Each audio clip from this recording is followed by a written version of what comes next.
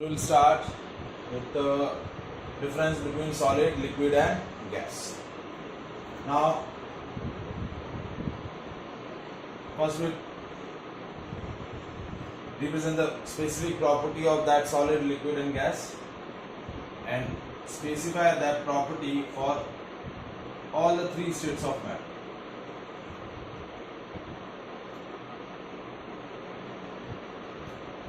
Okay, so that is a way to classify the difference between solid, liquid and gas. First property is mass. So the mass of solid is definite, liquid definite and gases definite. Next, shape and size. Next property,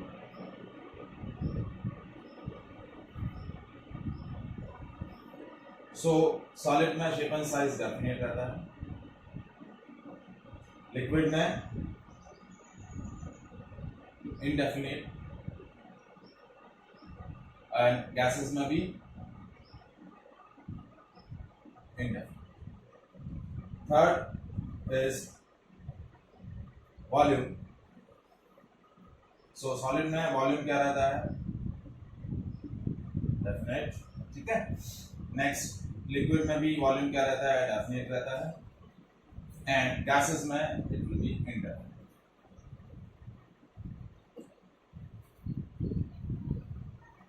now next property, that is intermolecular space. ठीक है, या इसको हम बोल सकते हैं packaging,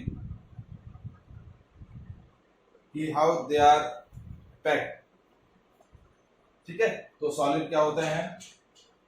closely, tightly या closely packed होते हैं. ठीक है, इसमें क्या होता है? इंटरमॉलिक्यूलर स्पेस जो रहता है लेस. ठीक है, यहाँ लिक्विड के अंदर क्या होता है? जो पैकेजिंग होती है वो सॉलिड के कंपैरिजन में कुछ लूज रहती है. ठीक है, तो how can we specify this property, intermolecular space of liquid, that is intermediate. Why we write down the intermediate? Means more than solid but less than gases. Solid से ज्यादा रहेंगे लेकिन गैसेस से कम रहेंगे. इंटरमॉलिक्यूलर स्पेसेस गैसेस में क्या होंगे? Maximum. क्या रहेंगे? मैक्सिमम रहेंगे. ठीक है. Now fifth property, that is intermolecular force of attraction. तो इंटरमॉलिक्यूलर फोर्स ऑफ अट्रैक्शन जो सॉलिड में रहता है दैट इज मैक्सिमम. गैसेस में क्या रहता है? मिनिमम. ठीक है, और लिक्विड में क्या रहेगा? इंटरमीडिएट. मींस मोर देन जो है गैसेस रहेगा but lesser than solid. Is that clear? These 5-point differences clear? Now we discuss the more differences between the solid, liquid and gas. Now next point, next property is kinetic energy. So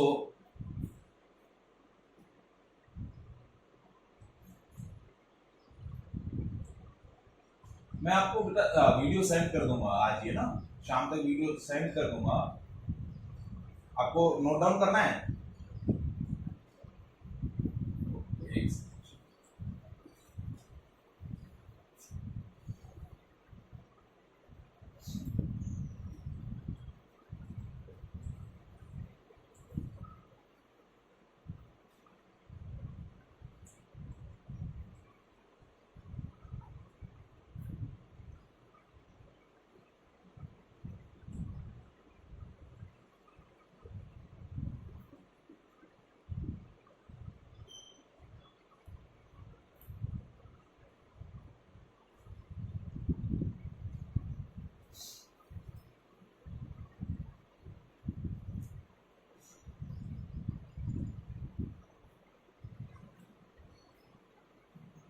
Now next property is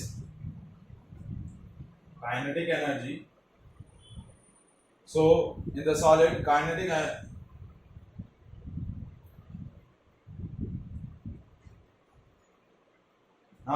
energy in the solid is minimum.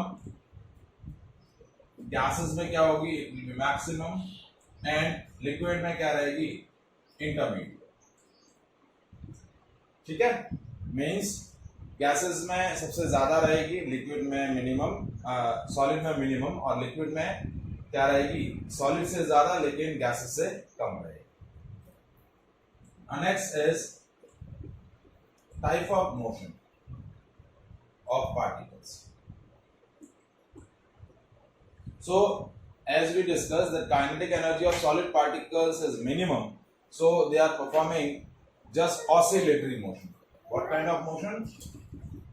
Oscillatory motion means they just oscillate about their mean position like a pendulum. जिस तरीके से pendulum क्या करता है, अपनी mean position के about oscillate होता है, वैसे ये क्या होंगे, ऑसिलेटरी मोशन करेंगे. ठीक है. लिक्विड कैसे करेंगे, translatory motion. Means they just translate from one point to another point, and the gases have a maximum kinetic energy, so they move randomly, random or zigzag motion, random motion or zigzag motion. Is that clear?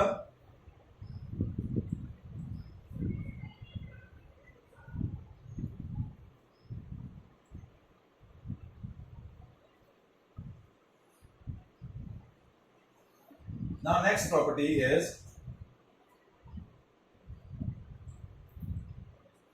rigidity. Now what is rigidity? That is resist to change in shape on application, या resist to change the shape as external forces applied. Means rigidity क्या होता है, substance की एक ऐसी property है जिसमें substance पर यदि आप एक्सटर्नल फोर्स अप्लाई करते हैं तो वो अपने शेप और साइज में चेंज को क्या करता है, अपोज करता है. तो that property is called rigidity. तो सॉलिड हम क्या, as we know that solid are क्या होते हैं, रिजिड होते हैं.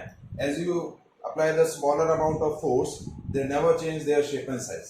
जैसे ये ब्लॉक है, ठीक है, वुडन ब्लॉक है, इस पर मैं फोर्स अप्लाई कर रहा हूँ, ठीक है, तो it will never change your shape and size. ठीक है, बट आप उसकी लिमिट से ज्यादा फोर्स अप्लाई करेंगे then it will be deformed. Otherwise एक नॉर्मल फोर्स अप्लाई कर रहे हैं तो वो अपना शेप साइज चेंज नहीं करेंगे, जबकि liquid and gases can easily change your shape and size because they are compressible. तो ये क्या होते हैं, नॉन रिजिड और non rigid. Next property is just reciprocal of this, compressibility.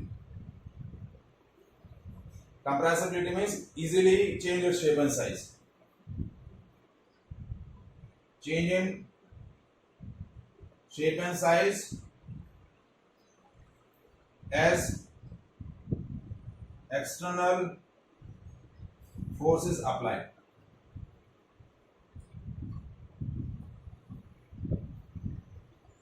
ठीक है, तो ये क्या है, सॉलिड क्या होते हैं, नॉन कंप्रेसिबल. सॉलिड क्या होते हैं, नॉन कंप्रेसिबल. सॉलिड को हम कंप्रेस नहीं कर सकते, उनके शेप और साइज को एक्सटर्नल फोर्स एप्लीकेशन से चेंज नहीं कर सकते. जबकि लिक्विड क्या होता है, कंप्रेसिबल, और गैसेस भी क्या होती हैं, compressible.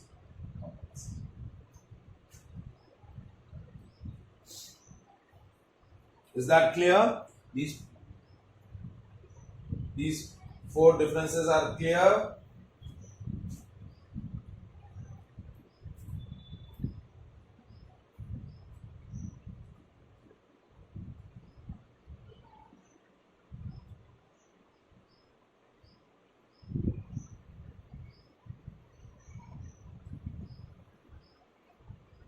Now next property is diffusion. Diffusion means intermixing of particles of different substance.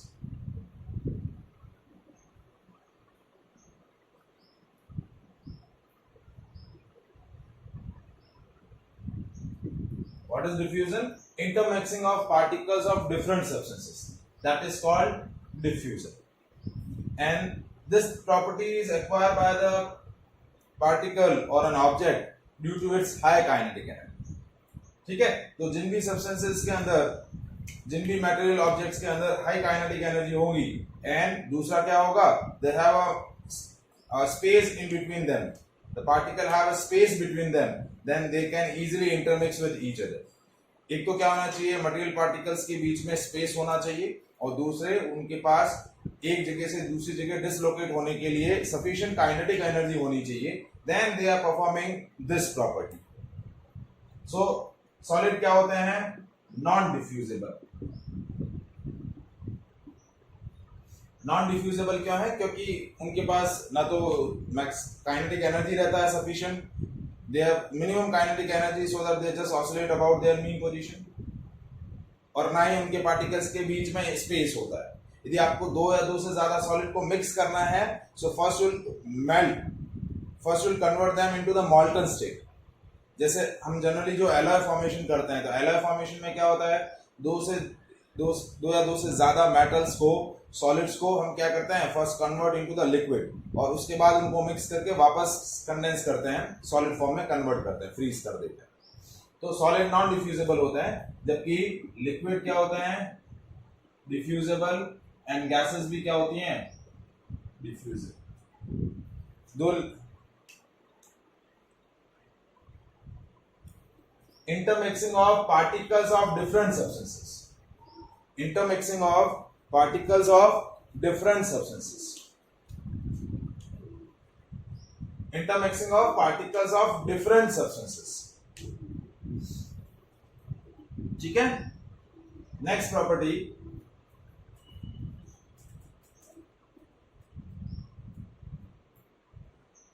that is fluidity.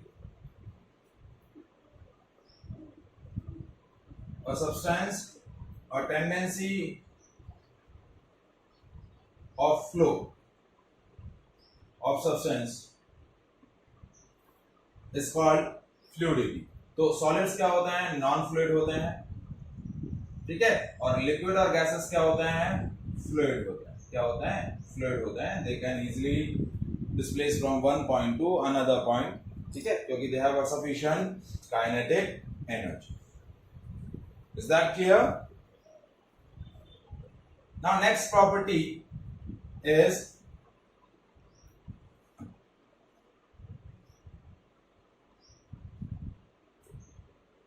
density. Density is the ratio of mass of substance to the volume of mass of substance to the volume of substance. That ratio is called density of the substance. ठीक है. तो as we know that the solid are closely packed, तो उनका volume जो होता है definite होता है, और दे एक्वायर अ मिनिमम स्पेस. ठीक है. तो वॉल्यूम नेग्लिज क्या होता है, वॉल्यूम बहुत ही कम रहता है. वॉल्यूम कम रहेगा तो डेंसिटी क्या रहेगी, ज्यादा. सो हाई डेंसिटी रहेगी. इनकी गैसेस की डेंसिटी लो रहेगी, और इनकी क्या रहेगी, मीडियम.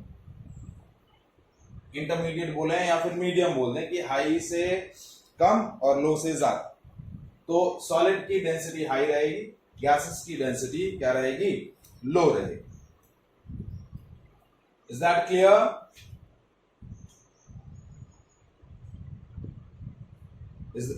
ठीक है. Now last point about the properties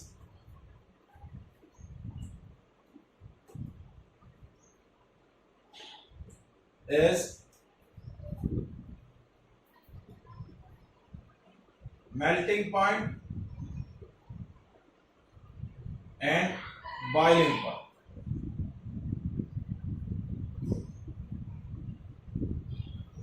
What?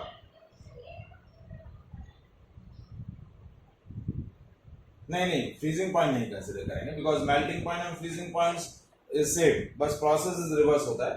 तो मेल्टिंग पॉइंट जो होता है वो मेल्टिंग एंड बॉइलिंग पॉइंट जो रहते हैं सॉलिड के लिए हाई रहते हैं, लिक्विड के लिए मीडियम और गैसेस के लिए क्या रहते हैं, लो रहते हैं। क्योंकि मेल्टिंग पॉइंट क्या होता है, the temperature at which solid starts to melt at atmospheric pressure. जिस टेम्परेचर पर सॉलिड क्या होते हैं, मेल्ट होना शुरू करते हैं एटमॉस्फेरिक प्रेशर पे, वो टेम्परेचर क्या बोला जाता है, मेल्टिंग पॉइंट। और जिस टेम्परेचर पर आपके लिक्विड बॉयल होते हैं एटमॉस्फेरिक प्रेशर पर, वो टेम्परेचर क्या बोला जाता है, बॉइलिंग पॉइंट। तो सॉलिड के लिए नॉर्मली हम मेल्टिंग पॉइंट डिफाइन करते हैं और लिक्विड के लिए बॉइलिंग पॉइंट डिफाइन करते हैं। तो सॉलिड के मेल्टिंग पॉइंट्स हाई रहते हैं, ठीक है, क्योंकि इंटरमॉलिक्यूलर फोर्स ऑफ अट्रैक्शन ज्यादा रहेगा। तो उन फोर्स ऑफ अट्रैक्शंस को हीट डाउन करने के लिए you have supply a large energy, आपको क्या करनी पड़ेगी, large amount of energy supply करनी रहेगी, ठीक है। दैट्स व्हाई सॉलिड के मेल्टिंग और बॉइलिंग पॉइंट हाई रहेंगे, लिक्विड के मीडियम और गैसेस के मेल्टिंग और बॉइलिंग पॉइंट लो रहेंगे। Is that clear? So that is all about the difference between solid, liquid and gases in the tabular form, ठीक है। एक तरीके से प्रॉपर्टीज को हमने स्पेसिफाई करके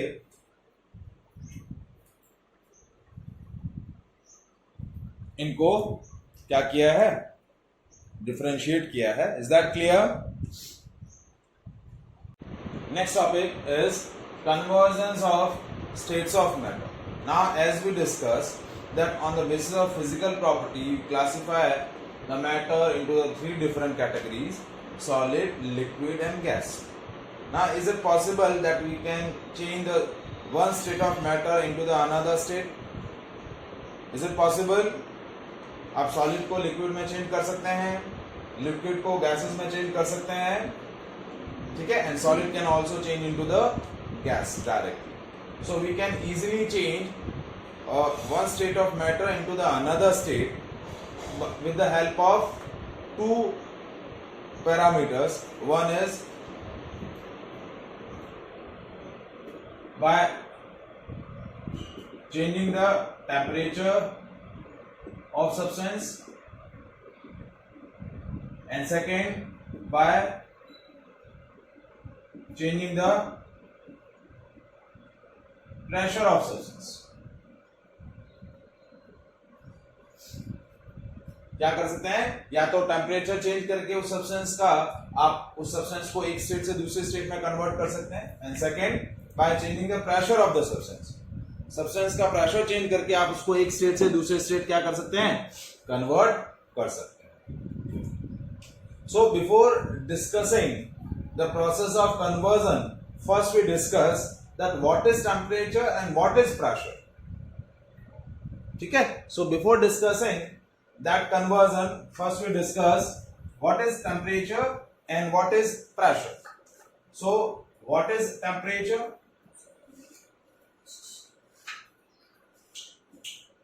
That is degree of hotness or coldness of a substance is called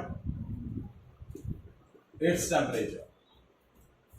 Degree of hotness or coldness of a substance is called its temperature. Suppose if you have two different substances at different temperatures, suppose आपके पास दो अलग-अलग substances हैं A और B. One is at a temperature T1 degree centigrade, another substance at a temperature T2 degree centigrade. Now what will happen? These two substances which are at a different temperature now placed nearby to each other. दोनों क्या हैं, एक दूसरे के nearby place किए हैं. So what will happen? The body which is at higher temperature transfer the heat energy from A to B.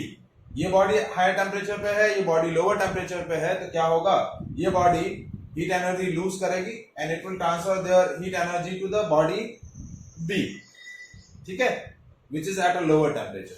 So heat energy is flowing from higher temperature body to lower temperature body. So on which parameter which we decide that heat energy is flowing? Heat energy is flowing from higher temperature body to lower temperature body, और तब तक ये heat energy supply होगा जब तक दोनों के temperature same नहीं हो जाते। नॉर्मली जैसे देखिए आपके पास गर्म पानी है, हॉट वाटर है, और एक में आपके पास कोल्ड वाटर है, so as you add the cold hot water और cold water into the hot water, what will happen, hot water loses its energy and transfer to the cold water, or that process continue till both the different substances or both the substances which are at different temperature acquire the same temperature। जब तक दोनों same temperature acquire नहीं कर लेते तब तक ये heat energy flow होता रहेगा। So on the basis of temperature we decides that heat energy is flowing from place A to place B। तो टेम्परेचर के बेसिस पे आप क्या डिसाइड करते हैं, flow of heat energy. So temperature decides the direction of flow of heat energy. ठीक है, so that is our temperature. Now as we know that there are different scales for measurement of temperature, and 3 scales are important। बहुत सारी scales हैं, उसमें 3 scales जो हैं सबसे important है। कौन कौन सी हैं? Now different scales for measurement of temperature।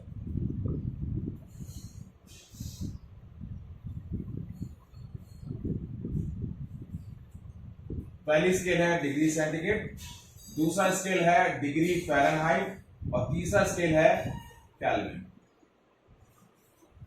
Degree centigrade या degree Celsius, degree Fahrenheit and Kelvin. So these are the 3 scales for measurement of temperature. ठीक है, तो डिग्री सेंटीग्रेड में क्या होता है, इन डिग्री सेंटीग्रेड स्केल जो आपकी लोअर वैल्यू होती है वो होती है 0 डिग्री सेंटीग्रेड, और जो हायर वैल्यू होती है वो 100 डिग्री सेंटीग्रेड। ये आपका लोअर पॉइंट है, लोअर लिमिट है इस स्केल का, और ये इसका अपर लिमिट है। और ये 0 से 100 डिग्री का जो गैप है that is divided into 100 equal parts. कितने पार्ट्स में डिवाइड करते हैं? 100 equal parts में divided, and each part is known as 1 degree centigrade। Each part is known as 1 degree centigrade। अब डिग्री फ़ारेनहाइट में क्या होता है, लोअर लिमिट जो होता है वो होता है 32 डिग्री फ़ारेनहाइट, ये लोअर लिमिट हो जाएगा, और जो अपर लिमिट है दैट इज 212 डिग्री फ़ारेनहाइट, ये अपर लिमिट हो जाएगा। अब ये इनके बीच का जो डिफरेंस है, ये डिफरेंस कितना हो जाएगा? 180। So that is divided into 180 equal parts, and that each part is known as 1 degree Fahrenheit. अब आती है केल्विन। केल्विन स्केल में क्या होता है, लोअर लिमिट होती है 273 केल्विन और अपर लिमिट होती है 373 केल्विन, और ये जो गैप रहता है that is again divide into 100 equal parts. Each part is known as 1 Kelvin. Each part is known as 1 Kelvin. ठीक है, so these are the 3 scale for measurement of temperature, degree centigrade, degree Fahrenheit and Kelvin. Now what is the relation between these 3 scales? So first relation between degree Fahrenheit and degree centigrade। So temperature in degree Fahrenheit is equals to 9/5 into temperature in degree centigrade plus 32।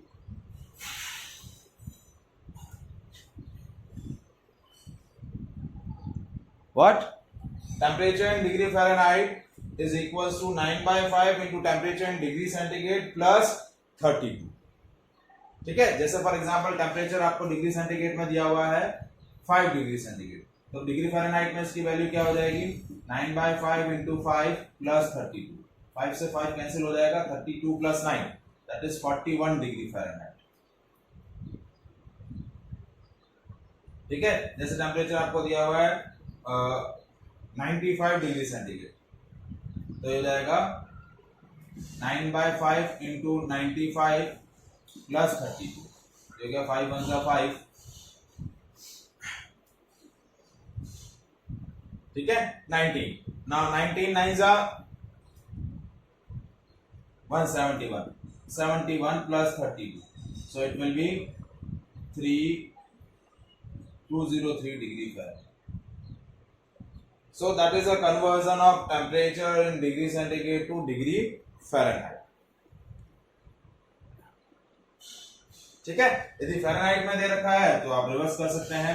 जैसे आपको temperature दे रखा है Fahrenheit में, for example degree Fahrenheit में आपको दे रखा है 40 degree Fahrenheit, सो क्या होगा 40 is equal to 9/5c plus 32, 32 इधर आ जाएगा, 40 minus 32 is equal to 9c/5, तो ये हो जाएगा 8 is equal to 9c/5, so c is equals to 8 into 5/9, so c is 40/9 degree centigrade. ठीक है, तो ये आपका टेम्परेचर आ जाएगा degree centigrade. So that is a inter conversion into 2 units. अब आता है relation between kelvin and degree centigrade. ये इंपॉर्टेंट रिलेशन है, ये पूछा जाता है। केल्विन और डिग्री सेंटीग्रेड में रिलेशन क्या होगा? The temperature in Kelvin is equals to temperature in degree centigrade plus 273.15। Exactly 0.15 add करना चाहिए, लेकिन नहीं किया जाता, ऐसा ही बोलते हैं कि टेम्परेचर डिग्री सेंटीग्रेड में है और उसको केल्विन में कन्वर्ट करना है, यू जस्ट ऐड 273। और यदि टेम्परेचर आपका केल्विन में है और उसको डिग्री सेंटीग्रेड में कन्वर्ट करना है, यू जस्ट सब्ट्रैक्ट 270। ठीक है, तो इस तरीके से आपको ऐड और सब्ट्रैक्ट कर लेना है। जैसे फॉर एग्जांपल, जैसे टेम्परेचर आपको दिया हुआ डिग्री सेंटीग्रेड में 25 डिग्री सेंटीग्रेड, तो केल्विन में क्या हो जाएगा 25 प्लस 273, दैट इज 298 केल्विन। कितना हो जाएगा 298 केल्विन। जैसे टेम्परेचर आपको दिया हुआ है 37 डिग्री सेंटीग्रेड, तो केल्विन में हो जाएगा 37 प्लस 273, दैट इज 310 केल्विन। कितना हो जाएगा 310 केल्विन। ठीक है, और यदि आपको टेम्परेचर केल्विन में दे रखा है, जैसे टेम्परेचर आपको दिया हुआ है केल्विन के अंदर 420 केल्विन, तो टेम्परेचर इन डिग्री सेंटीग्रेड कितना हो जाएगा 420 minus 273, that is 137 degree centigrade. कितना हो जाएगा 137 degree centigrade. Is that clear?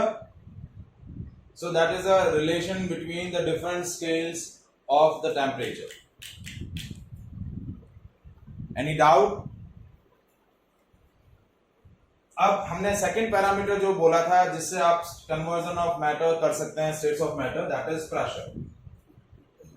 तो प्रेशर क्या होता है? Pressure is the force acting on surface perpendicularly per unit area. Force acting on a surface perpendicularly, that is also known as thrust per unit area, and that thrust per unit area is called pressure. तो किसी भी surface पर आप जब perpendicular force लगाएंगे, that force per unit area is called pressure. ठीक है, अब प्रेशर जो है इसका यूनिट जो होता है वो होता है न्यूटन पर मीटर स्क्वायर। फोर्स का यूनिट होता है न्यूटन, एरिया का होता है मीटर स्क्वायर, तो इसका यूनिट हो जाएगा न्यूटन पर मीटर स्क्वायर और पास्कल। ठीक है, तो ये प्रेशर का यूनिट हो जाएगा।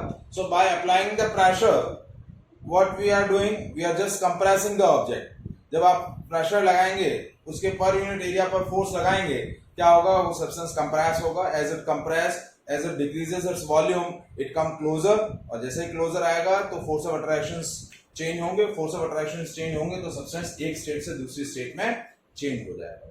So by changing the temperature and by changing the pressure we can convert the states of substance from one state to another state. Is that clear?